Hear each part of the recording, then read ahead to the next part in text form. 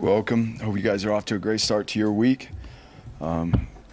Big start to the week for us. We got another huge challenge as we move into our next game against Memphis, top 25 tight team that we're going to play here. Very well could have beat Missouri last week and has played very strong on both sides of the ball to start this season. An offense that is shown to be explosive, and be able to move the ball down the field in the pass game and in the run game. And a defense that has been very aggressive at the line of scrimmage with their defensive front and their defense all around, creating a lot of TFLs, creating havoc on the line of scrimmage. This will be one of the best defensive fronts that we play against this year. You can see that on film from all the opponents that they've played against. They do a great job in coverage, playing with the front end and the back end together, and the different things they do with their cover 4 and their cover 3 defenses and the pressures they bring along with it. So it's been a good start to the week for us. Getting back here after our last game, after a Friday game, and having a Saturday to be able to get our minds and our bodies rested as we push forward. We had a great practice yesterday, just a little bit longer than usual, to work on some things that obviously we talked about after the game in terms of some certain fundamentals, in particular tackling and making sure that we get off to a good start with the week and creating the habits necessary as we move into the week and how we practice and ultimately how we'll play in the game. So we're excited about where the team is at right now.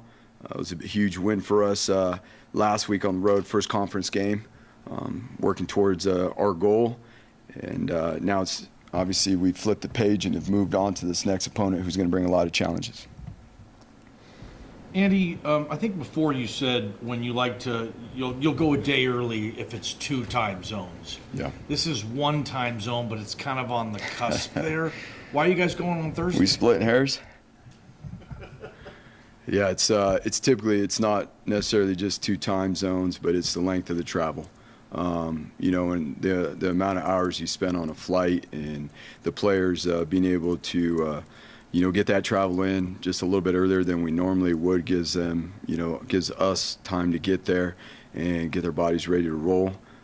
It's nothing out of the ordinary that we've done when we've traveled this far east. Facing another returning starter at quarterback in Hennigan, I think it's his 3rd year starting. Yeah. All of them have been a little bit different. So what does Hennigan bring to the table for them, and what does he do maybe better than some of the other ones we've seen? Yeah, well, what we've seen, in our film studies thus far is that he's efficient at getting the ball out quick.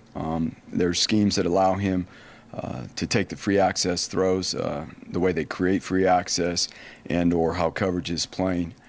He's able to see those things and get the ball out pretty quick, disperses it around the field. He's got top targets that he likes to go to. I mean, their wide receiver core is big. They're fast. They have the ability to stretch the field vertically, but as well as spreading the ball around to the tailback, and getting him his touches, not just out of the backfield, but in the pass game as well.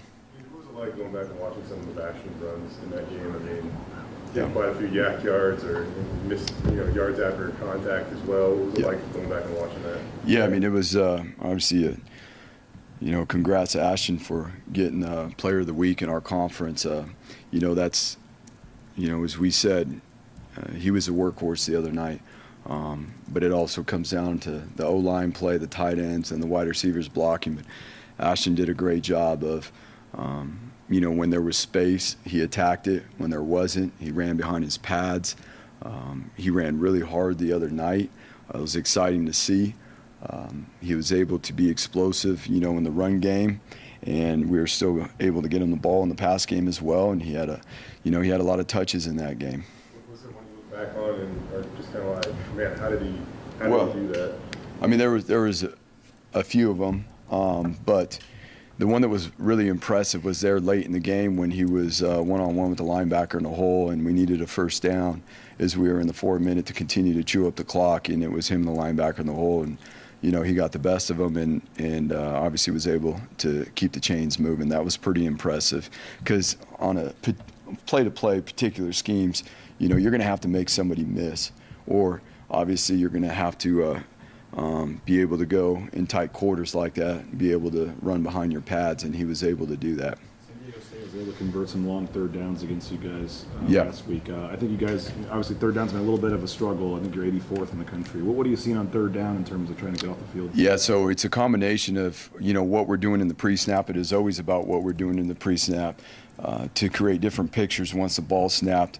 And that goes in line. It's not just the coverage, it's the front, it's the pressure, being able to get the quarterback off his spot, being able to maintain the pocket as well within our leverages and our rush lanes, and then obviously being able to execute our coverage techniques. I guess it's common sense, but I mean, defensively, some of the issues you guys are facing, how much, if you could get off on third down more often, I mean, get off the field, how much? That's always, we call them the money downs for a reason. I mean, that's always a primary goal on both sides of the ball. And what we need to continue to do is just grow a little bit each and every week within this. We're obviously getting off the field on third downs. We've been able to do that in the past successfully. We know what that recipe looks like. As coaches, we'll do a better job making sure that we're aligned and we're preparing that way with what we're doing in the meeting rooms and taking it to the field. You talked about Ashton being a workhorse. That's a word that we love to use in the media, and you're going to map things out game to game every Saturday. But is what he did on Saturday or this past week sustainable, or do you need a more established run from other people? That's always the question, right? But it's from game to game what's successful. And when you're in a game and you're having success doing certain things, I don't think you go away from it, right? And so, yes, do we have other options, and do we need to get those going? But again, when we're in a game, and we're not going to stop doing something that is successful. And that's the way the game played out the other night. And thankfully so, like, the line of scrimmage, our offensive front played really well. The wide receivers blocked well. But yes, being able to target some other guys, I mean, that's always a part of the game plan. And last week in this exact meeting, you were asked about offensive identity, and then after the game after the San Diego State game, you said, we're going to run to win. Do you see this team pushing the run more and more each week from here on out? Again, when you get into a game like that and you're having the success that you do in the run game, there's no reason to go away from it. Being able to build off of what you're doing in the run game now, Mike, that's a big part of it, right? And so we're not going to go into the game just saying that we're going to run the ball and that's all we're going to do. But naturally by the course of the game and what's successful, what someone's having a hard time stopping, you're not going to go away from that. This week there's going to be a huge emphasis on how it all comes together with the wide receivers, the quarterbacks. Obviously protection is at a premium when you're passing the ball. This week we're facing a defensive front, that could very well be the best we've seen all season. Again, TFL-wise, there's a reason why they're successful on third downs in the passing down situations. And so we're going to have a huge challenge up front, with our protections. And then it comes down to us getting our timing in the passing game and really bringing that together. And it's going to be a huge deal this week in practice with how we're running our routes, the speed off the ball, the timing. Obviously for both sides with the wide receivers and the quarterbacks, making sure that we're on point and we have, the trust that we're going to be where we need to be and so that we can execute in the game. You mentioned the timing. Was that something you thought was off on Saturday or on Friday? Well, we got a little more press coverage and tighter coverage than what was shown on film. Now, naturally, we got to be able to handle whatever coverages we're getting. But there was still some opportunities that, we felt like we left on the field that we've got to be able to see things and be more efficient with the ball and getting the ball out on time. Again, that's going to be a huge part this week. We're going to have to get the ball out on time because of the defensive front we're facing. So each and every week, you play a different opponent. They're going to present different challenges. But the overall is that, yes, we want to continue to grow forward within the pass game? We must. That's going to complement the run game, as we move forward week to week. Just what do you see defensively from Memphis? What are you expecting? And maybe what do you think they do best? You mentioned twice their defensive line. Yeah, their defensive line. We're going to see primarily 4 down front. We see some cover 4, some post defenses, some cover 3s, and then we're going to get, they got some 5-man pressures with some 3 deep zone behind that we're going to have to handle. And so for us, it always starts at the line of scrimmage, whether it's in the run game or the pass game, as we talked about. And then from there, being able to be efficient, in both the run and the pass. And what we're doing in the pass game that allows us to be efficient, again, comes together with the wide receivers and the quarterback. And then, like we spoke on, our O-line is going to have another tough challenge this week in our tight ends with the guys we're facing up front. You mentioned mentioned their passing, and I mean, obviously the pass defense has still been a bit of a struggle for you guys. Just, what do you guys have to fit? What exactly do you see that you have to fix there? Yeah, it's the consistency all around, not just the pass defense starts up front again. Like you got to be able to get pressure on the quarterback, move them off the spot. The other night, we didn't do a great job of keeping our leverage and keeping the quarterback in the pocket. There was too many throwing lanes, and obviously lanes that he was able to get out and run. And then in the secondary, we got to do a better job teaching and creating more of consistency of how we're playing certain techniques within coverages. EMAC, go up high point balls, run away from guys, but really he's been kind of in the position to make guys miss, I guess, and get some yak yards. We saw that a couple times, Yeah. the spin move, I don't know, where'd that come from? Obviously he was able to pull that off twice and did it pretty effectively. Yeah, I mean, there was a couple plays to what you're talking about earlier, just the yards after catch and what he was able to do there. Again, when there's a lot of numbers in the box, then we've got to be able to do those things on the perimeter. You get some one-on-one situations. That's where the efficiency in the pass game's got to pick up. Find the space that the defense is given, be able to be efficient, connecting, and then being able to get those yards after catch will be a huge part of it as we move forward. Might not be everyone's favorite topic, but punting. James Ferguson Reynolds through 4 games is obviously leading the nation. How valuable has what he's been? Yeah, it's been huge. I mean, he flipped the field really in a tight game last week. He was able to flip the field, create field position, whether we were backed up and flipping the field and or pinning the opposing team deep in their territory. With that comes too, we've got to do a better job in our coverage as a punt team with some of those kicks. Our urgency, the protection, on the punt team is always the primary factor. And then as we transition into coverage, we've got to do a better job with that, being that, he's capable. One of those was a 67-yard punt. Well, we got to get down the field and cover these things and do a better job, again, with our tackling and our leverage. Getting Mason back for you guys this week, and Yeah. also, moving him to guard, was that just kind of the way Garrett's been playing at center? Yeah, of course, like Mason comes back in. Now Mason, to be honest with you, Mason hasn't played since the 5th week or the 5th practice of fall camp. So unbelievable job by our medical team and our trainers getting him ready to go. He really started individual the week before on Thursday, Friday, and then to be able to jump in. So we didn't feel like it was the right thing to do to move Garrett, who has been playing well at center. Obviously, Mason has played guard. Mason can play either one inside, but it was huge.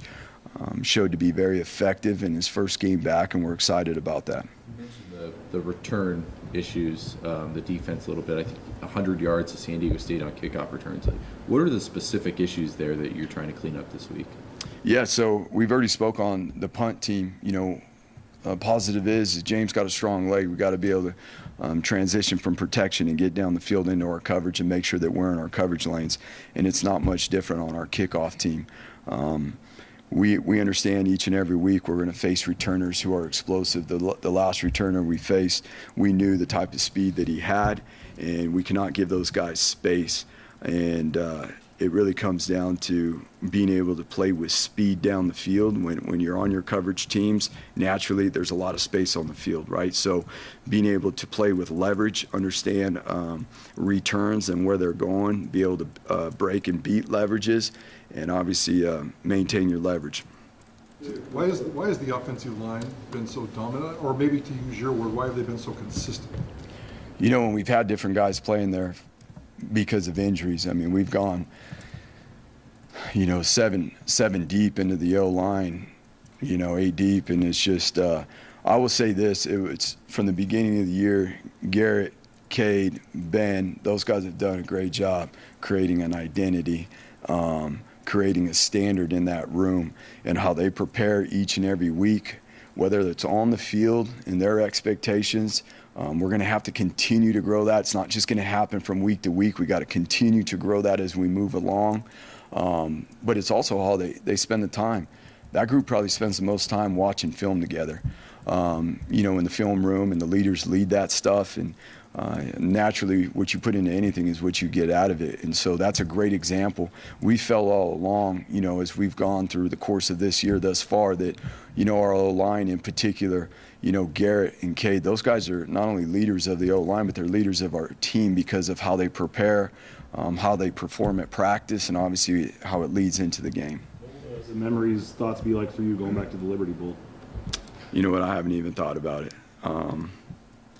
I haven't even thought about it. It's been a long time since the last time I was there. But, it's part of the special deal of getting to play and coach. You get to go places you never would have went without being a part of this game. You get to meet people that you wouldn't have been able to meet without being a part of this game. And that's one thing, too, that, we talk to our players about all the time. This is a grind, and it takes being your best each and every day to continue to grow and become, what you're capable as an individual and as a team, but also they're the places you get to go.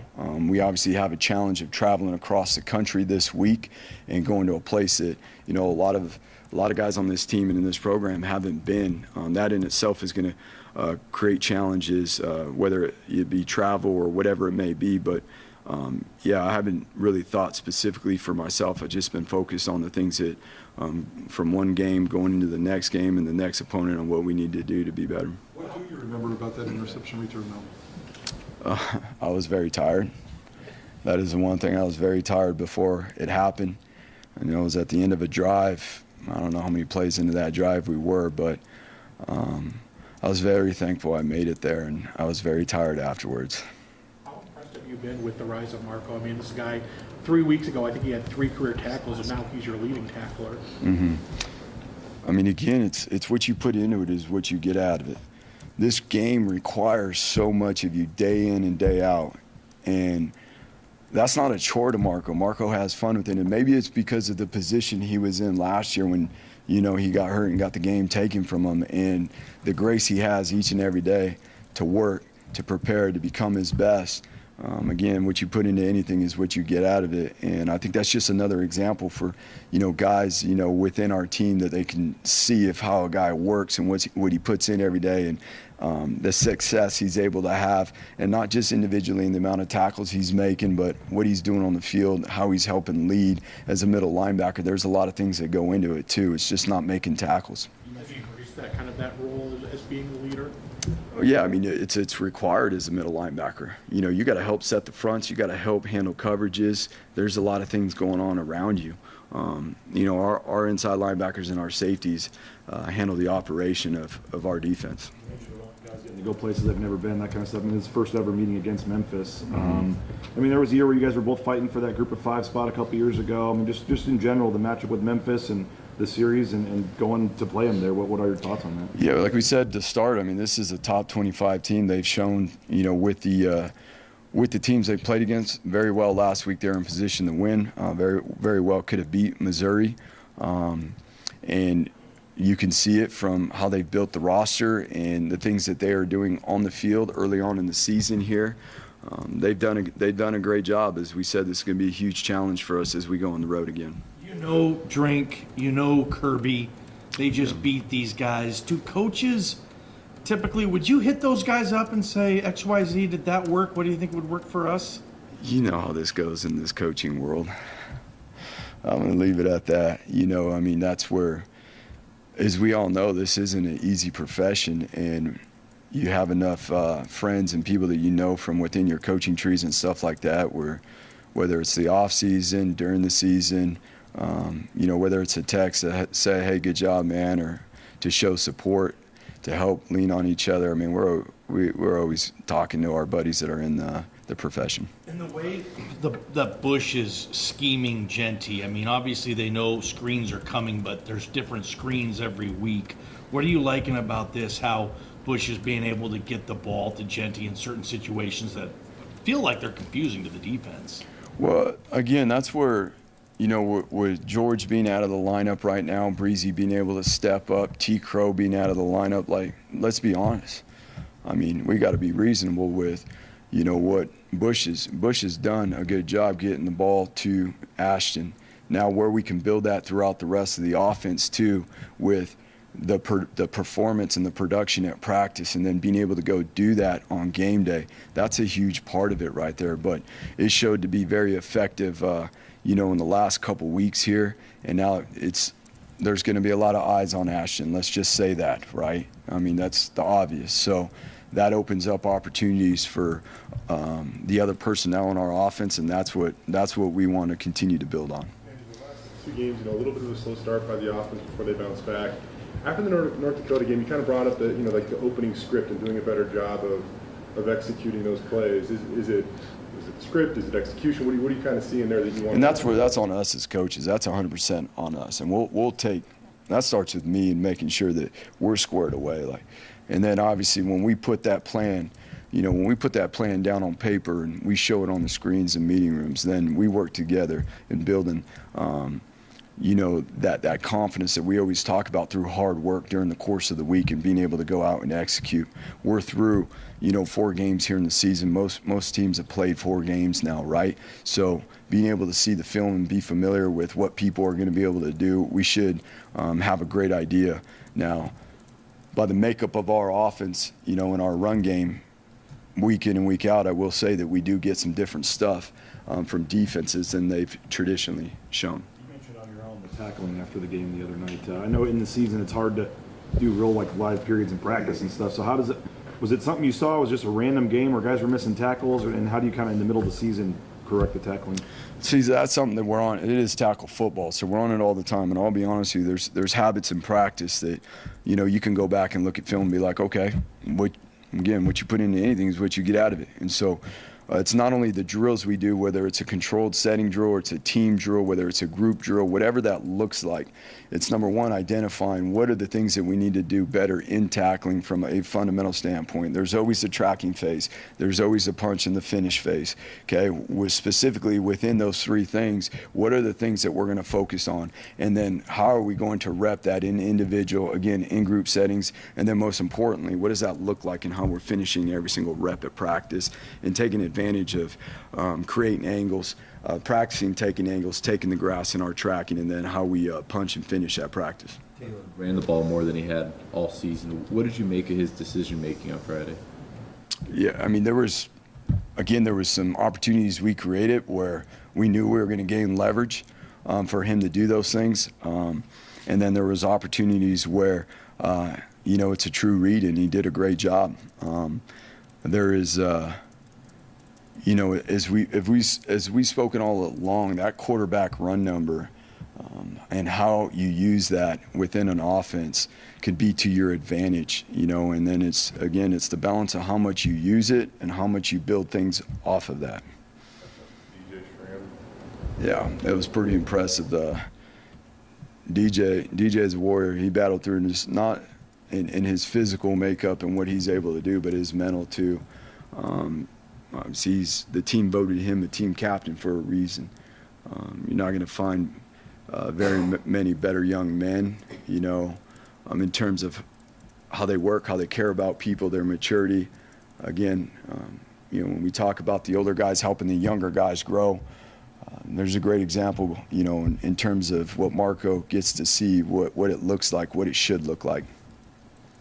Static and Billy, 2 veteran wide receivers. Probably the production isn't matching their experience. How do you get them more on track, or do you want them to be more on track? Yeah, the number one deal with that right there with those guys is what goes into it, the amount of targets, right, and then being able to win on those targets. And that's what we're going to bring. We got to do a better job making sure that they fully understand. As coaches, we got to do a better job making sure they understand what the plan is, what it looks like, how we've got to create separation so that when we do target, we're able to, be efficient in the pass game and get the ball in their hands. Steph had a really, obviously big-time third down catch last week, ran out of a tackle and got some yards after contact. How we continue to build that in and get more of that, that's going to be a focus. I want to mention to see Caden Dudley rip off a nice return there. He seems to have a pretty good mentality back there as a returner.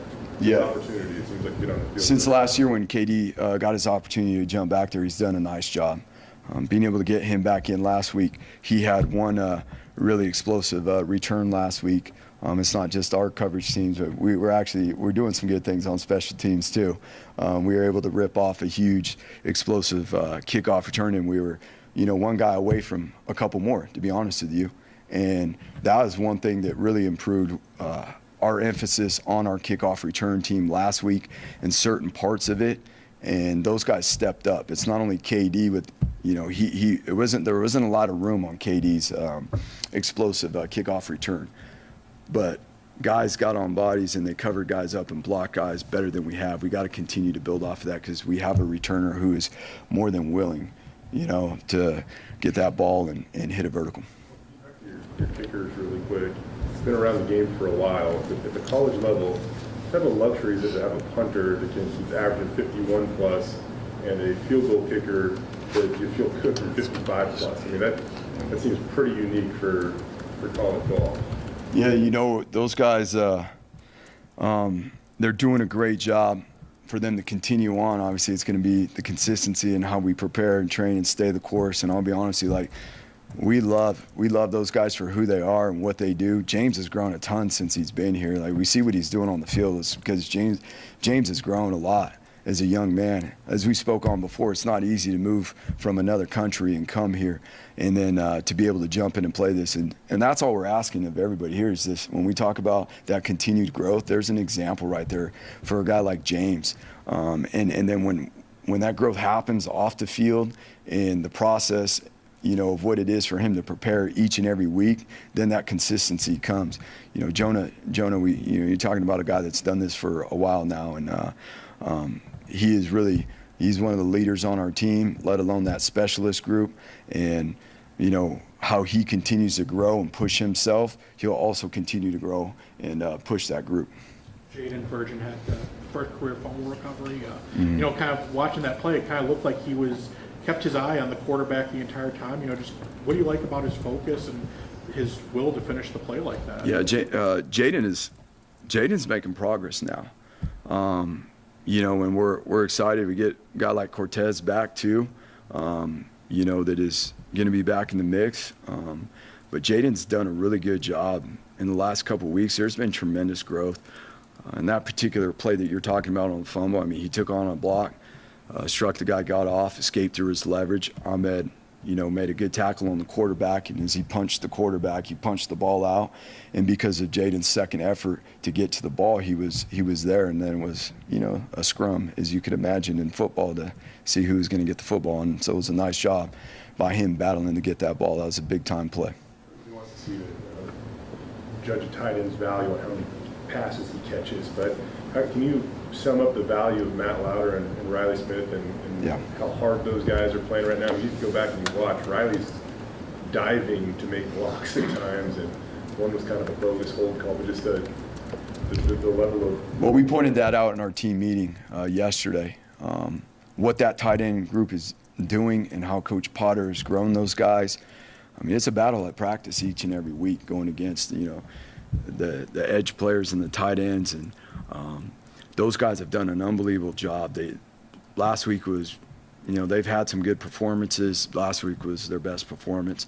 The selflessness of what they do for the team, and with the things that will come off of that now. Again, being able to establish the run game and then what comes off of the run game. We hope there'll be some opportunities for them there too. But love what those guys are doing. Matt Lauder is another young guy he looks a lot different right now than he did even in the beginning of the year, let alone last year. I know Ashton's terrific, but I'm sure some of it is Coach J-Mo coming in and working with him. What have you noticed with James Montgomery taking Ashton Jeanty to another level so far, Andy? Yeah, that's a huge part coming into the program and having the running back room and the guys in there. We've gotten a little thin, but you can see the development too, being able to get Breezy going and get him ready, that just shows too, not only in the run game, obviously it's visible to everybody when these guys have the ball in their hand, or in the pass game and being able to get them the ball that way as well, but they do a good job in protection. And that's not always easy for tailbacks. That's usually the hardest thing for a young player to come in, whether it's to the college level and on to the NFL. You always hear about, all right, we're going to have to get them to understand protections, and because you ain't going to be in there if you can't protect the quarterback. And so that's just a thing that maybe goes unnoticed as well, that we feel like our guys have done a good job of, and they're going to have to continue to grow. And as we spoke on this week, it's going to be a big deal given the defensive front that we're facing. Anything else? All right, thank you. Thanks, guys.